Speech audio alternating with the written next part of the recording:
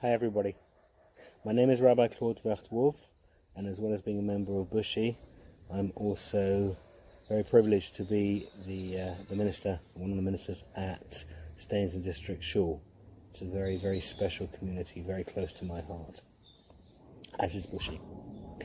So, since the beginning of the lockdown, I've been writing a daily Dvar Torah, which I've emailed out to my community there, and I've shared it on a number of social media platforms. And the idea of it is to be able to give some inspiration and chizuk, strength, to everybody who's in a similar situation. We're all in the same situation. And to look for golden words in the Torah and the Tanakh to be able to help them get through what is a very, very challenging time. So I've called them the Torah's Isolation Busters, and today we've reached day 64. So the first thing that came to mind was the famous song by the Beatles, written by Sir Paul McCartney, more than 50 years ago. He actually wrote it when he was 21 years old. It only appeared on the Sgt. Pepper album a few years later. And we're very familiar with the tune. It's a lovely music hall type tune. But if we read the lyrics, actually quite profound. When I get older, losing my hair, many years from now, will you still be sending me a valentine, birthday greetings, bottle of wine? If I'd been out till 2:45, would you lock the door? Will you still need me? Will you still feed me when I'm 64? You'll be older too, and if you say the word, I could stay with you. I could be handy mending a fuse. When your lights have gone, you can knit a sweater by the fireside, Sunday morning, go for a ride. Doing the garden, digging the weeds. Who could ask for more?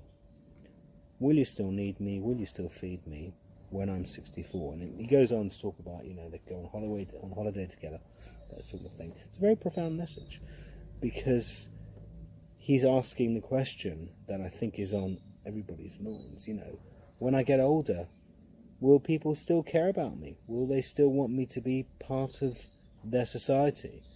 And he says, you'll be older too, so you'll be in the same situation, but maybe you'll have other things on your mind. Maybe you won't need me. Maybe you won't want to feed me. Maybe I'll be a burden on you. What's incredible about our community, and I'm talking about the Jewish community, but this applies to any community, is the chesed, the kindness that has been exhibited from the very beginning, with the various programs being run by Bushi, by the United Synagogue, by all the shuls.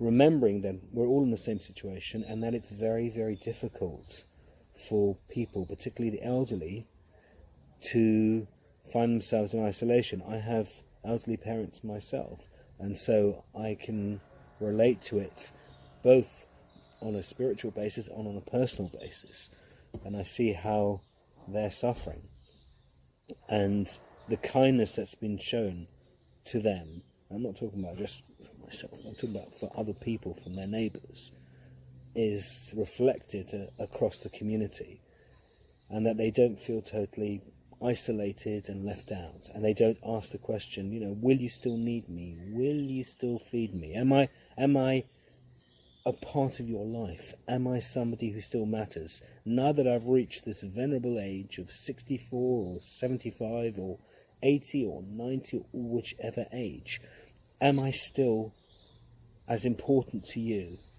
Am I still as much a part of your life as I was 20 years ago, 30 years ago?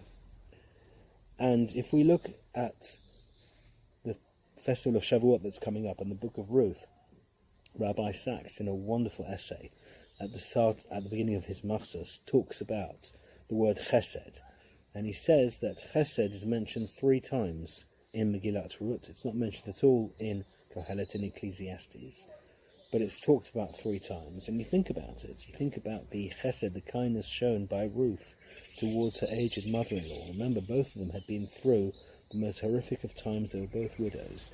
Yet Ruth was so kind to her mother-in-law. And Boaz, how he behaves towards Ruth, the kindness, the chesed that he shows her in terms of the basics, just, instructing the men in his field to leave food for them. This is a theme that runs throughout the book, that runs throughout our society, throughout Judaism, and even in this book.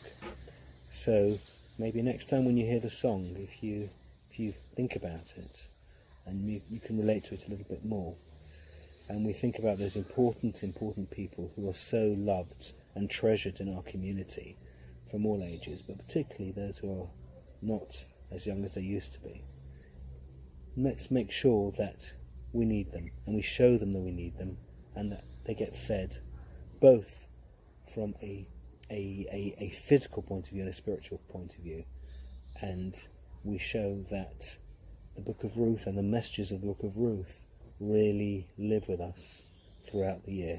Wishing everybody a Chag Sameach.